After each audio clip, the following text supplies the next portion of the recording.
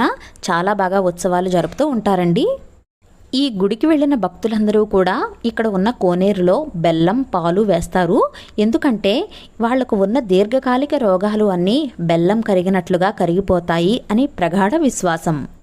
అంతేకాకుండా ఇక్కడ ఉన్న ధ్వజస్తంభం దగ్గర ఉప్పు మిరియాలు కూడా పెడుతూ ఉంటారు. ఎందుకంటే ఎవరైతే దీర్ఘకాలిక రోగాలు ఉంటాయో వాటి నుంచి విముక్తి లభిస్తుందని ఇక్కడి నమ్మకం. చాలామంది ఏం చేస్తారంటే వైద్య వీరరాఘవ స్వామివారి చిత్రపటాన్ని ఇంట్లో పెట్టుకుని స్వామివారి దగ్గర రాగి కడియం కానీ వెండి కడియాన్ని కానీ స్వామి వద్ద ఉంచి పిండి దీపం పెట్టి వీరరాఘవ స్వామివారి అష్టోత్తరాన్ని చదివి పూజ చేసుకుంటారు. ఈ పూజను ఏ అమావాస్య రోజైనా సరే చేసుకోవచ్చు. దీర్ఘకాలంగా ఏదైనా వ్యాధులతో బాధపడుతున్నా ఇంకా ఏదైనా సమస్యలు ఉన్నా ఈ పూజను చేస్తారు. ఆ తరువాత ఈ కడియాన్ని తెచ్చి హుండీలో వెయ్యాలి. అలాగే స్వామికి వస్త్రాన్ని కూడా